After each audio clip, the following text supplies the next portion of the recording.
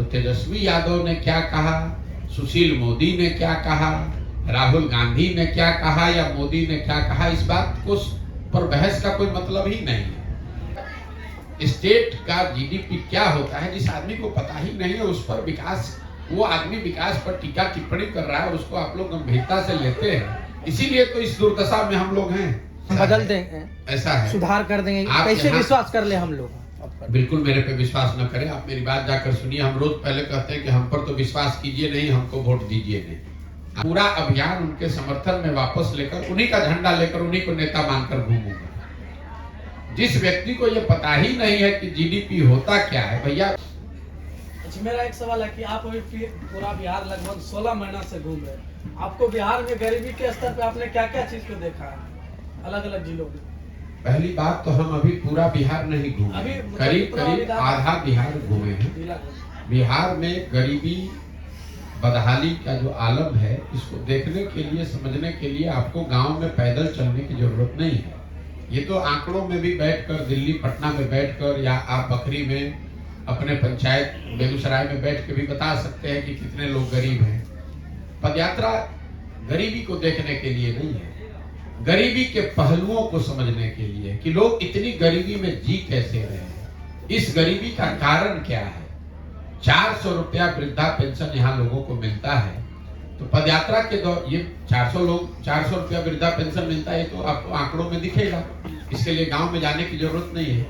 गांव में जाकर लोगों से मिलने की जरूरत इस बात के लिए है कि वो व्यक्ति जो 400 रुपए पर अपना जीवन बिता रहा है, वो आखिर अपना जीवन बिताता कैसे है, उसके जीवन की समस्याएं क्या हैं, वो कैसे इस महंगाई के जमाने में 400 रुपए में अपने लिए कपड़े का भी जुगाड़ करता है, अपने लिए घर का भी जुगाड़ करता है, खाता कैसे।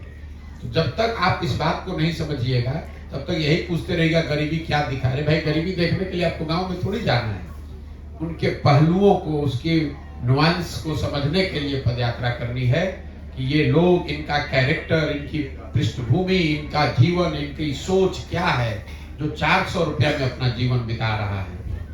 सर, बिहार में जिस तरह से शिक्षा को लेकर बड़ी संख्या में शिक्षकों की बहाली हो रही है, फिर भी लोग प्राइवेट विद्यालय में जाते हैं, अस्पताल खुल रहे हैं, फिर भी लोग प्राइवेट अस्पताल में जाते हैं, तो सरकार का कहाँ गया ये नीति? मेरे भाई, पहली बात तो आप लोग पत्रकार हैं तो थोड़ा बहुत रिसर्च करना सीखिए। आपने कहा कि बड़े पैमाने पर शिक्षकों की नियुक्ति हो रही है, सिरे से ये बात गलत है। ये जो नियुक्तियां हो रही हैं, पिछले दौर में 1,25,000 शिक्षकों की नियुक्ति का दावा सरकार ने किया है। आप सच्चाई समझ लीजिए, आधे से ज्यादा शिक्षकों की नई नियुक्ति नहीं हुई है। वो पहले से नियोजित शिक्षक थे, पहले भी पढ़ा रहे थे, अब उनके सर्विस का कंडीशन बदल गया, वो अब नियोजित शिक्षक नहीं है, राज्य कर्मी है, वो नए शिक्षक नहीं है, उससे शिक्षकों की संख्या जमीन पर नहीं बढ़ी है। तो ये जो बात कह रहे हैं कि शिक्षकों की बहुत बहाली हो गई, ये बात सिरे से गलत है। जो टोटल बिहार में शिक्षकों की अभी जरूरत है, वो करीब करीब 9.5 लाख शिक्षकों की बिहार में जरूरत है।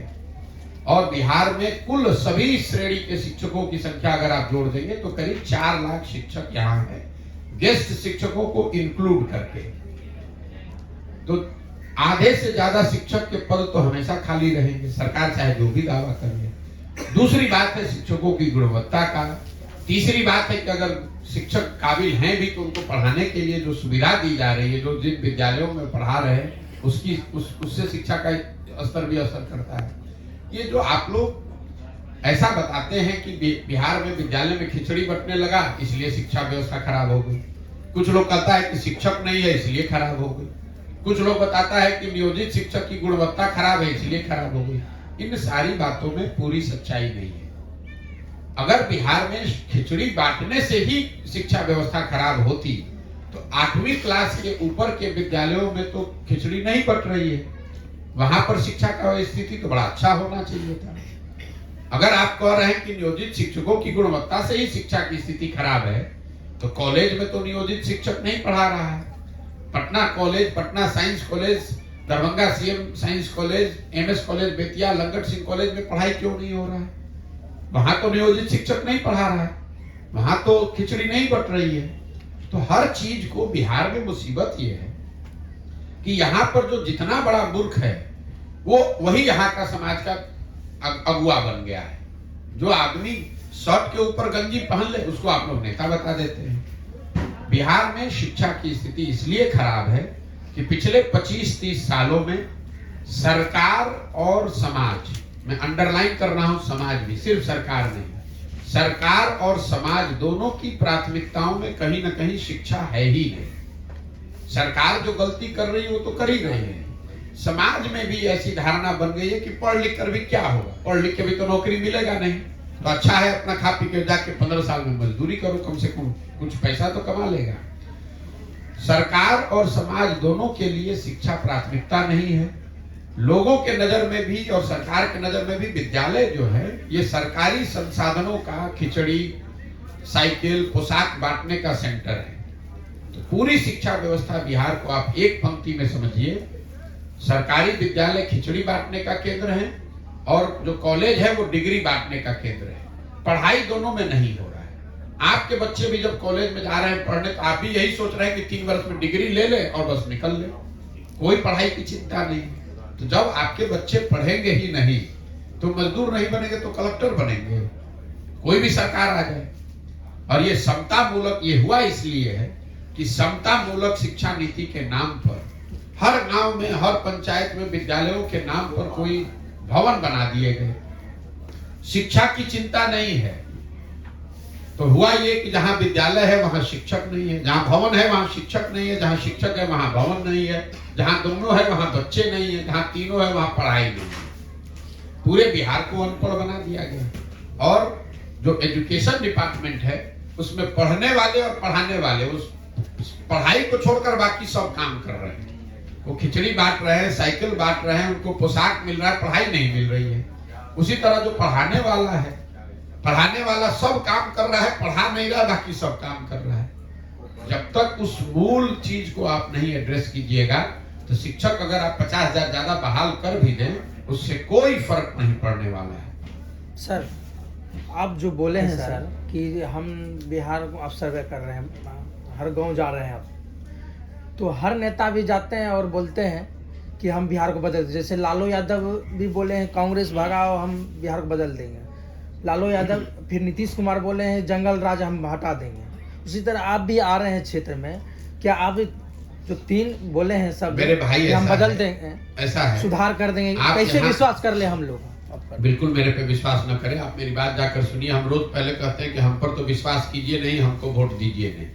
आप पहले पत्रकारिता करते हैं तो कम से देंगे, सुन तो लो मेरी बात भाई, इतना काहे उतावला हो रहे हैं? सवाल पूछने से पहले कम से कम जिससे पूछ रहे हैं ये पता तो कर लीजिए कि हम क्या बोल रहे हैं। हम अपने वक्तव्य के पहले लाइन में कहते हैं कि ना हमने दल बनाया है, ना हम नेता हैं, ना आपसे वोट मांगने आए। ठीक है, तो हम पर विश्वास कीजिएगा तो हम भी आपको ठगेंगे। आपने कहा कि सारा नेता गांव-गांव घूमकर यही कहता है।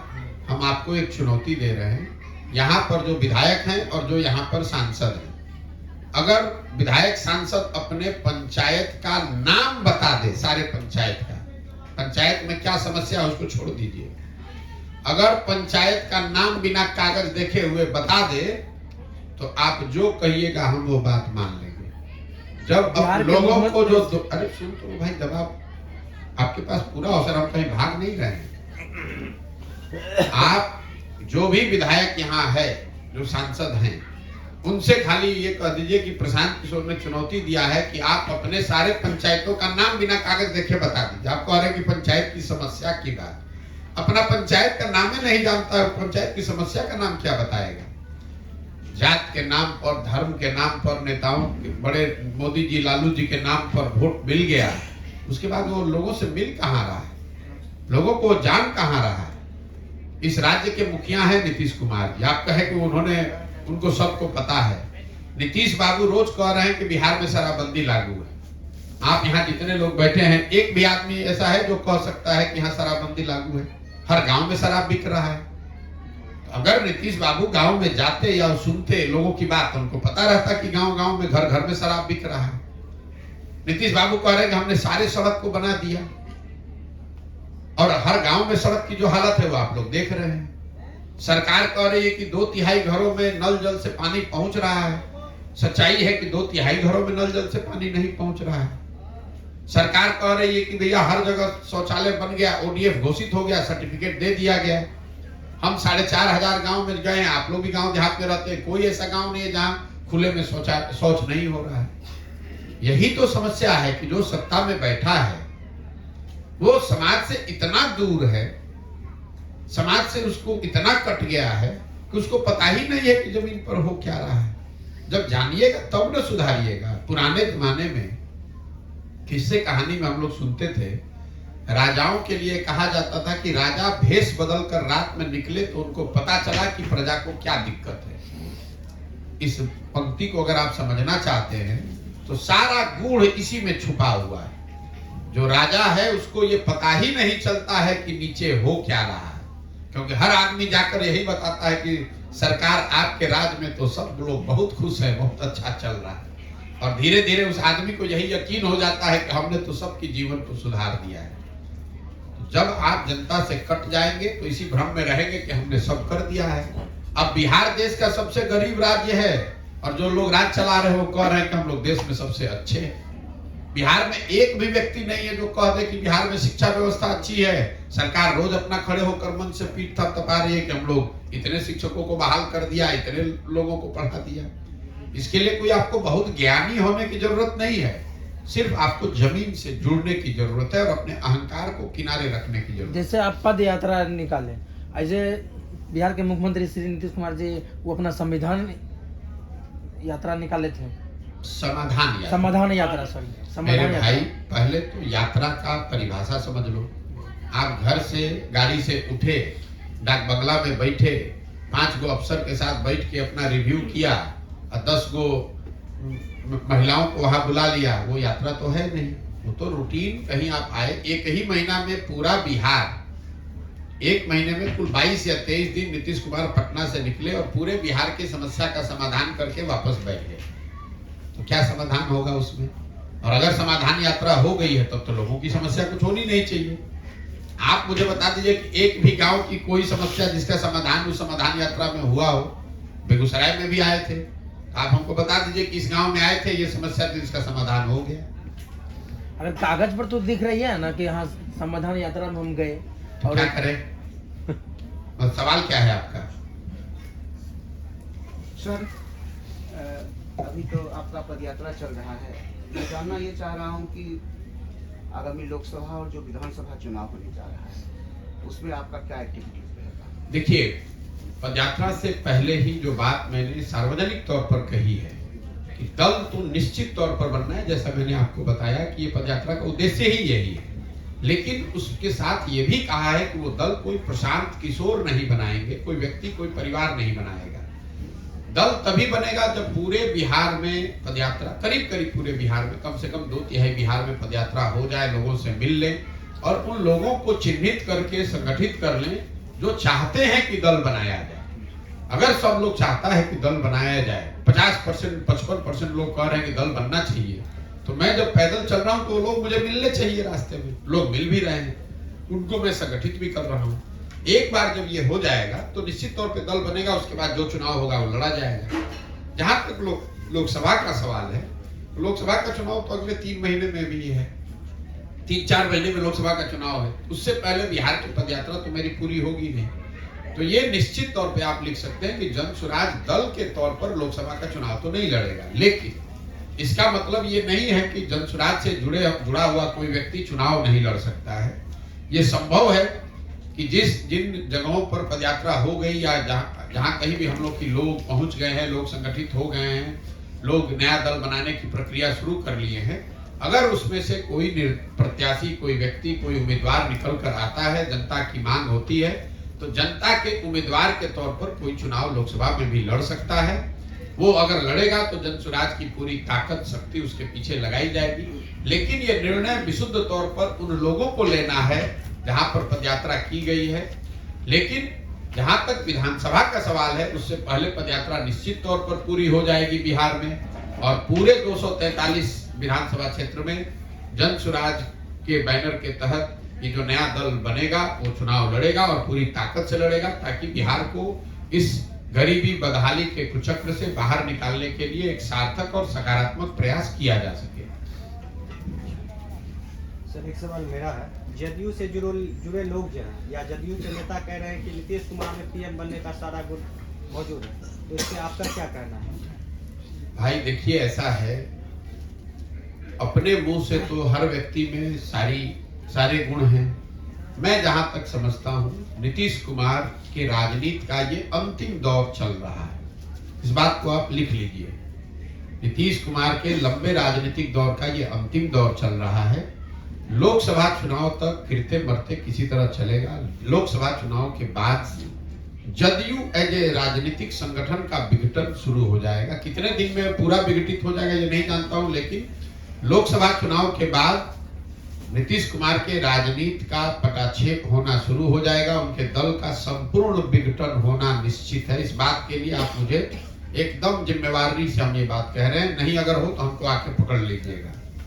लोकसभा चुनाव में जदयू महागठबंधन के साथ अगर चुनाव लड़ती है तो उसको 5 सीट भी नहीं मिलेगा। ये भी बात मैंने रिकॉर्ड पर कहा है, और हम उनमें से नहीं है जो रोज रोज कहता है कि किसको कितना सीट मिलेगा।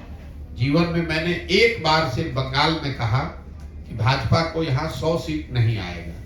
पूरे भारत में लोग कह रहे थे कि भाजपा को 200 से ज्यादा सीट आएगा, लेकिन भाजपा को अल्टीमेटली 77 सीट ही वहां आया। मैं उसी विश्वास से आपको कह रहा हूं, बिहार में सब देखने समझने के बाद महागठबंधन के साथ लड़ने वाले जदयू को 5 सीट भी लोकसभा में नहीं मिलेगा। नीतीश कुमार की राजनीतिक पारी का ये अंतिम दौर चल रहा है, और लोकसभा चुनाव के बाद जदयू एज ए राजनीतिक संगठन का विघटन हो जाएगा। अब इसके बाद आप अपने आप को प्रधानमंत्री क्यों, अमेरिका में भी इस बार चुनाव होने वाला है इसी साल, अपने आप को राष्ट्रपति के योग्य भी बता दें कि हम अमेरिका के राष्ट्रपति के योग्य हैं, तो अपने मुंह से बोलने पे लोकतंत्र है, कोई रोक तो है नहीं। जो व्यक्ति बिहार में मुख्यमंत्री के लायक नहीं है, वो आदमी देश का प्रधानमंत्री का लायक है। ये जो आदमी ये कह रहा है उसकी सोच को बताता है। और मैं आपको ये भी बता दूं कि बिहार से बाहर इन बातों का कोई नोटिस भी नहीं लेता है।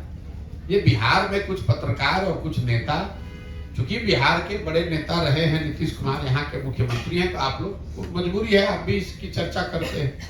आप मुझे किसी भी राष्ट्रीय संस्करण में, किसी अखबार के राष्ट्रीय संस्करण में दिखा दीजिए जहां नीतीश कुमार के प्रधानमंत्री पद के दावेदार होने की चर्चा भी कोई गंभीरता से किसी ने की हो। ये कहीं कोई चर्चा नहीं होती। भाई हम लोग भी देश की राजनीति को थोड़ा बहुत देखते समझते हैं। ये तो बिहार में कोई एक पोस्टर लगा दिया, कोई एक बयान दे दिया। अब यहाँ जो पत्रकार है, राजनीति करता है, उसकी तो मजबूरी है, उसको खबर छापना है। कहीं इस बात को कोई गंभीरता से नहीं लेता है। इसलिए कि अगर इंडिया अलायंस की ताकत वो बनती भी है, तो इंडिया अलायंस में सबसे बड़ा दल कांग्रेस है, दूसरा सबसे बड़ा दल तृणमूल है, तीसरा सबसे बड़ा दल डीएमके है। उन सारे दल के लोग, उनके नेता सब छोड़कर नीतीश कुमार को अपना नेता मान लेंगे, कैसे संभव है?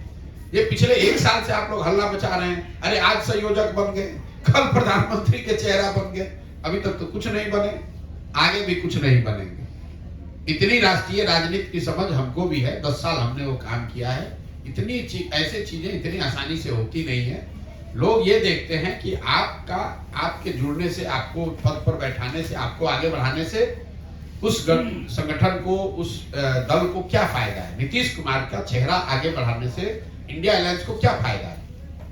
आप जरा बताइए। अगर आप महाराष्ट्र में वोटर हैं, केरल के वोटर हैं, तो क्या आप कभी कहेंगे कि केरल में भी हमें बिहार की जैसी सरकार चाहिए? कोई ऐसा कह सकता है कि महाराष्ट्र का आदमी ये कहने लगे कि भैया हम महाराष्ट्र भी अब बिहार जैसा बनना चाहिए? कैसे कोई मान लेगा? आप लोग मतलब लॉजिक भी तो कोई चीज है भाई। आपको राजनीतिक विशेषज्ञ होने की जरूरत नहीं है, तो कॉमन सेंस है। जो राज्य बिहार से बहुत आगे हैं, वो ऐसा क्यों वहां के लोग चाहेंगे कि उनका नेता वो देश का सबसे पिछड़ा राज्य का नेता बन जाए? अगर बिहार सबसे देश के अग्रणी राज्यों में होता, तब तो लोग कहते कि भाई हमें भी बिहार जैसा नेता चाहिए, हमें भी बिहार जैसा विकास चाहिए। बिहार में सभी दल, नए पुराने दल बने हैं और उनके नेतृत्व में जनता ठगी जाती है। तो क्या विश्वास करें हम लोग कि नए दल जो आएंगे वो जनता के, जब तक आपने ठीक कहा, जब दल नेता बनाएगा तो निश्चित तौर पर नेता अपने और अपने बच्चों की हित की बात करेगा और समाज को ठगेगा। यही सोच है कि अगर समाज मिलकर दल बनाए तो समाज अपने और अपने बच्चों की चिंता करेगा और उसको ठगा नहीं जा सकेगा।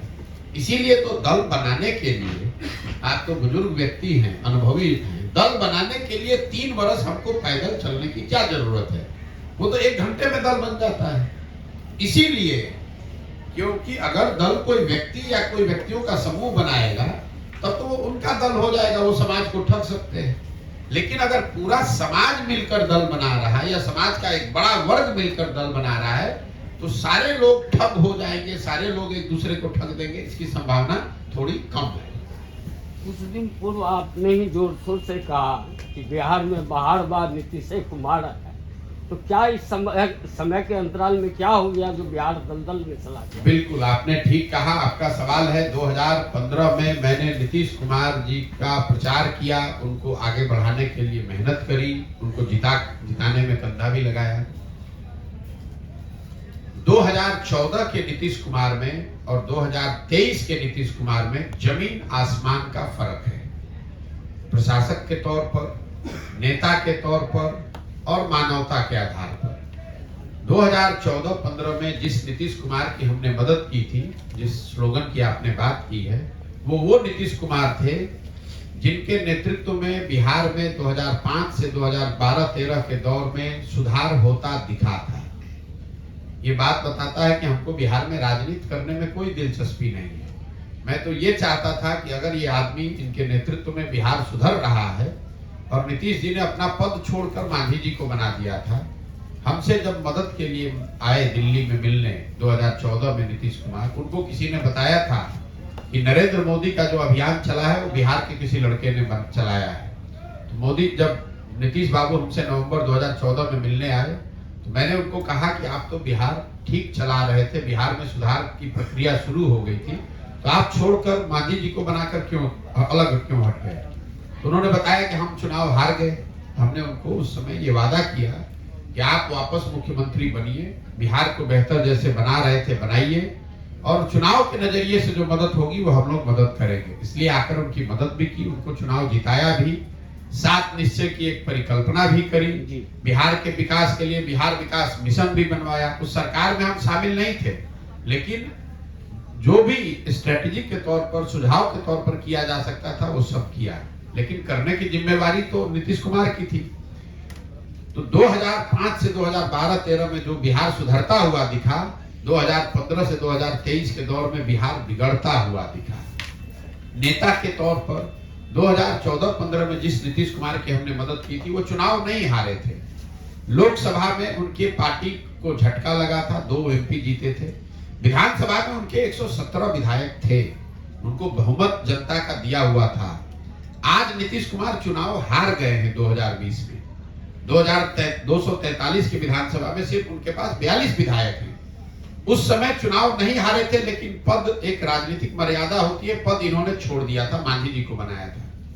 आज ये चुनाव हार गए हैं, लेकिन कोई ना कोई जुगाड़ लगाकर, कभी लालटेन पकड़कर, कभी कमल पकड़कर कुर्सी पर चिपके हुए उस नीतीश कुमार का विरोध कर रहे हैं। जिस नीतीश कुमार का 14-15 में मैंने साथ दिया था, वो नीतीश कुमार को मैं जानता था जो वाजपेयी जी के जमाने में रेल मंत्री रहते हुए गैसल असम में एक दुर्घटना हुई थी जिसमें करीब 200 लोगों की मृत्यु हुई थी। नीतीश कुमार ने रेल मंत्री रहते हुए पद से इस्तीफा दिया। जब वाजपेयी जी ने इस्तीफा को स्वीकार किया तो नीतीश जी का बयान था कि हमारे रेल मंत्री रहते हुए अगर 200 लोगों की मृत्यु हो गई तो मैं पद पर कैसे रहूंगा। आज जिस नीतीश कुमार का मैं विरोध कर रहा हूं, ये वो व्यक्ति है जब कोरोना में हजारों लोग बिहार के मर गए, लाखों बच्चे रोड पर घूमते रहे और ये आदमी घर से बाहर नहीं निकला। हमने फोन पर बात की, इनको बताया इतने लोग यहाँ बाहर फंसे हुए हैं, कम से कम बस तो भिजवा दीजिए। ये आदमी ने कुछ नहीं किया, उस नीतीश कुमार का विरोध कर रहे हैं। और आपका अगर तर्क है, जो सबसे बड़ी बात है, लोकतंत्र में भरोसा और वोट 5 वर्ष के लिए है, जिंदगी भर की बथुआ मजदूरी नहीं है। ये आप लोग यही करके तो बिहार को बर्बाद कर दिया लोगों ने। लोकतंत्र ये बताता है कि जिस नेता पर, जिस विचारधारा, जिस दल पर भी आपका भरोसा है, आप उसको वोट दीजिए, उसका समर्थन कीजिए, उसकी मदद कीजिए, लेकिन वो भरोसा और वोट 5 वर्ष के लिए है। अगर वो दल और नेता अच्छा काम किया तो उसके साथ बने रहिए, और अगर नहीं किया तो वही संविधान, वही लोकतंत्र आपको बताता है कि जितनी मजबूती से आपने उसका साथ दिया है उतनी ही मजबूती से उसका विरोध भी कीजिए। अगर नहीं कीजिएगा तब तो ये राजतंत्र हो जाएगा। एक बार आपने मोदी जी को वोट दे दिया, फिर 5 वर्ष के बाद चुनाव की क्या जरूरत है? मोदी जी ही रहे जीवन भर। एक बार आपने नीतीश लालू को चुन दिया, फिर चुनाव की क्या जरूरत है? जीवन भर आप उसी को वोट देते रहिए, तो चुनाव ही मत कराइए। आपको 5 वर्ष का ये अवसर संविधान ने क्यों दिया है? क्योंकि आपने जो आकलन किया, अगर उस पर वो नेता, वो दल, वो सरकार खरी नहीं उतरी, तो आपको ये नागरिक होने के नाते अधिकार है कि आप अपना निर्णय बदलकर उसको हटा सकते हैं। तभी तो 5 वर्ष का नियम है। आपका अगर आर्गुमेंट ले ले, तब तो एक बार किसी का आपने प्रचार कर दिया तो जीवन भर उन्हीं का झोला ढोते रहेंगे। ऐसा नहीं हो सकता। आगामी विधानसभा चुनाव में आप अपने नजरिए से क्या देख रहे हैं, क्या परिवर्तन होगा? मैं अपने नजरिए से देख रहा हूं कि बिहार की जनता बिल्कुल त्रस्त और एक तरीके से व्याकुल है। वो विकल्प खोज रही, छटपटाहट है नीचे जमीन पर। मैं आपको विश्वास से ये बात कह रहा हूं। वो किसको चुनेगी मैं ये नहीं जानता हूं, लेकिन छटपटाहट बहुत ज्यादा है। लोग किसी भी तरीके से कोई नया रास्ता चाहते हैं, एक ऐसा रास्ता जिस पर वो ठगा ना जाए, जिस पर उसका भरोसा हो। क्योंकि 30, 35, 40 साल के राजनीति से बिहार की जनता त्रस्त हो चुकी है। ये गलत बात लोग बताते हैं कि लोग यहाँ जातियों से नहीं उठेंगे, लोग नहीं समझेंगे। ऐसी बात नहीं है। हम भी तो 16 महीने से चल रहे हैं पैदल। 4,500 गांव में गए हैं, हर जाति विशेष के गांव में गए हैं। कोई मुझे नहीं मिला जो कहता है ना भैया ये बहुत बढ़िया सरकार चल रही है, इसका क्यों विरोध कर रहे हैं। ये जरूर है कि संभव है कि जो आदमी परिवर्तन चाहता है वो हमसे इत्तेफाक ना रखे, हमारे साथ ना खड़ा हो, लेकिन परिवर्तन चाहने वालों की संख्या बिहार में आज बहुत बड़ी है और उसका वो आपको कहीं ना कहीं 25 में परिलक्षित होता दिखेगा। बिहार में बहुत बड़े बदलाव के लिए समाज पूरी तरीके से तैयार बैठा है। अब वो किसके पक्ष में वोट देगा वो अलग बात है, लेकिन बदलाव होना निश्चित है। लालू नीतीश भाजपा के गठबंधन के राज का अंत होना निश्चित है, क्योंकि लोग उस चीज से बहुत ऊब चुके हैं।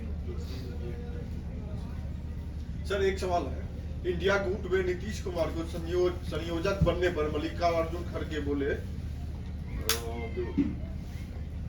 कौन बनेगा करोड़पति जैसे बात है। फिर वही बात अभी तो ये सवाल कर चुके, किसने क्या बोला, किसने क्या बोला। अरे भाई, संयोजक अगर इंडिया अलायंस का नीतीश जी को बनना था तो पिछले 6 महीना से कौन रोक रहा था संयोजक बनाने से? अब तो 3 महीना चुनाव रह गया। अब अगर बन भी जाएंगे तो क्या कर लेंगे? और ऐसा कुछ नहीं होता हुआ मैं देख रहा हूं। आप लोगों ने पहले कहा कि नीतीश जी को प्रधानमंत्री का चेहरा बनाया जाएगा, वो तो हुआ नहीं। फिर लोगों ने कहा संयोजक बनाया जाएगा, वो भी नहीं हुआ। नीतीश जी ने जो गठबंधन का नाम बताया वो भी लोगों ने नहीं माना। नीतीश जी को कोई नहीं पूछ रहा है, अपने मुंह मियां मिट्ठू होने की बात है। और नीतीश जी स्वयं से भी तो यही कह रहे हैं कि हम कुछ नहीं बनना चाहते। आप लोग काहे उनको बेकार चढ़ा रहे हैं? उम्र हो गई है, उनको आराम करने दीजिए। बिहार की जिम्मेवारी है, उसको चला ही नहीं पा रहे। देश का भार काहे उनके कंधे पे आप लोग डाल रहे हैं? सर आपके हिसाब से क्या नीतीश कुमार को पीएम उम्मीदवार बनना चाहिए? हमारे समझ से नीतीश कुमार को बिहार की गद्दी छोड़कर किसी काबिल व्यक्ति को देना चाहिए, ताकि बिहार की दशा सुधरे। बिहार की जनता ने उनको 18 बरस जो मान सम्मान, जो प्रतिष्ठा दी है, कम से कम नीतीश बाबू को उसका ख्याल रखना चाहिए कि जीवन में जो कुछ भी बने हैं वो इसी बिहार की जनता ने बनाया है। कम से कम उसको और फिर वापस जंगल राज के एरा में न ढकेले। नीतीश कुमार को मैं आपको कैमरे पर बता रहा हूँ, कोई आरजेडी से प्रेम नहीं है। ये आदमी तो पूरे जीवन जंगल राज का, आरजेडी का भय दिखाकर ही कुर्सी पर बैठा है। ये सिर्फ और सिर्फ नीतीश कुमार का विंडिक्टिवनेस है, उनका नेचर है। पिछले चुनाव में बिहार की जनता ने उनको 42 सीट देकर जो एक तरीके से उनको जगह दिखा दी, उनके नजर में उनका अपमान कर दिया। तो नीतीश कुमार ने ये सोच समझकर ये निर्णय लिया है कि इसको वापस जंगल राज में सौंप के जाऊं। ये नीतीश कुमार कोई बेवकूफी में नहीं कर रहे, उनकी सोची समझा रणनीति है। वो जानते हैं कि हमारे बाद अगर जंगल राज फिर से वापस आ जाए तो यही बिहार की जनता कहेगी कि अरे भाई कुछ भी कहो, नीतीश कुमार कितना भी खराब था, इससे तो बढ़िया था। अगर उनके बाद कोई अच्छी सरकार बन जाएगी तो लोग कहेगा कि भाई चलो नीतीश कुमार से जान छूटा, बिहार की विकास यात्रा शुरू हुई। तो बिहार के लोग नीतीश कुमार को और गाली न दें, उनकी लेगेसी को याद रखें। इसीलिए नीतीश कुमार चाहते हैं कि फिर से वापस जंगल राज को यहाँ स्टेब्लिश कर दिया जाए। नहीं तो कोई बताए कि भाई जिस जंगल राज पर राजनीति करके 15 साल आप 18 साल से कुर्सी पर बैठे हैं, आज उसी को कह रहे हैं कि तेजस्वी नेता होना चाहिए। और अगर होना चाहिए हम तो आपको कह रहे हैं कैमरे पे, आज ही क्यों नहीं होना चाहिए भाई? आज भी महागठबंधन की बहुमत है और उसमें आरजेडी सबसे बड़ा दल है। तो नीतीश कुमार को अपना कुर्सी छोड़कर तेजस्वी जी को दे देना चाहिए, ताकि बिहार की जनता के लिए तेजस्वी बढ़िया काम कर सके। जनता भी देख पाए कि भाई कितने काबिल व्यक्ति हैं। बिहार को अगर तेजस्वी सुधार दे, बिहार सुधरना चाहिए, चाहे कोई सुधारे। अगर तेजस्वी के मुख्यमंत्री बनने से बिहार सुधरता है तो वही नीतीश कुमार को कर देना चाहिए। ठीक है भैया, बहुत बहुत धन्यवाद। एक सवाल और है। अब हो गया तो पूरा दिन भर